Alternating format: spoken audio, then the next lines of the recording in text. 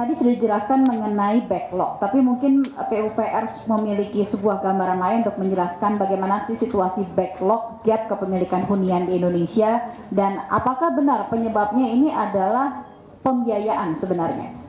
Silakan Pak. Baik, terima kasih Mbak Lulu. Kami hormati Bapak Kasat Presiden, rekan-rekan media. Ya, Assalamualaikum warahmatullahi wabarakatuh. Jadi tadi sebagaimana disampaikan, itu ada 9,9 juta backlog kepemilikan, jadi yang belum punya rumah. Ya. Namun di luar itu berdasarkan Susunan 2023 itu ada lagi 26 juta yang rumahnya tidak layak huni. Jadi kalau kita hitung totalnya ada sekitar 36 juta yang harus kita selesaikan, ya. Nah, sehingga besarnya unit yang harus diselesaikan tadi tentu kalau yang belum punya rumah ya solusinya dia bisa KPR tadi sebagaimana disampaikan oleh Pak Heru, ya, atau kredit membangun rumah, bangun sendiri. Tetapi kalau yang rumahnya tidak layak huni, mereka butuh yang namanya kredit renovasi rumah. Jadi dua hal ini harus kita selesaikan.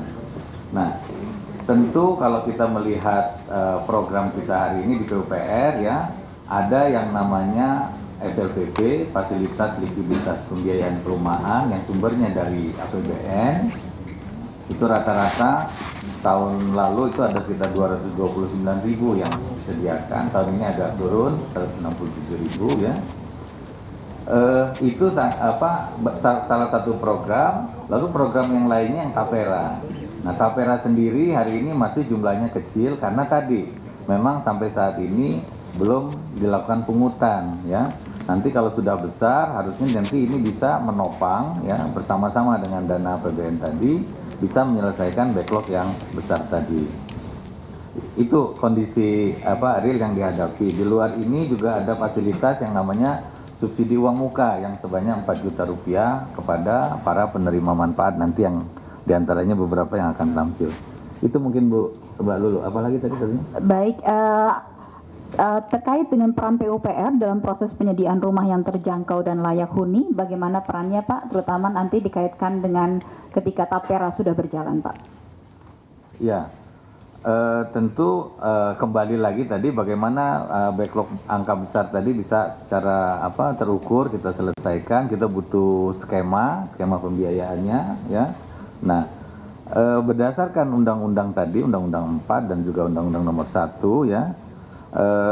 BP Tapera adalah nanti ultimate institusi yang nanti didesain untuk menyelesaikan permasalahan perumahan ini, di mana cara kerjanya, ya, melalui skema tadi tabungan dari anggotanya, lalu nanti oleh BP Tapera akan dipupuk sehingga nilainya besar.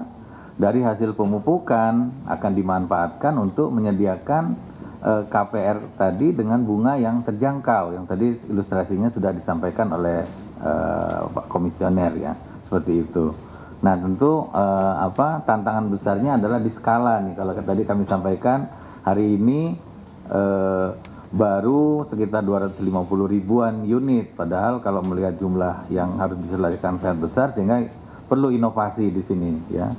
Nah, satu lagi mungkin program di Kementerian PUPR, kami juga ada yang namanya BSPS, Bantuan Stimulan Pembiayaan untuk Rumah Swadaya. Nah, ini diperuntukkan tadi bagi yang berada di desil 1-2 yang memang pendapatannya tidak memungkinkan untuk membeli rumah seperti itu.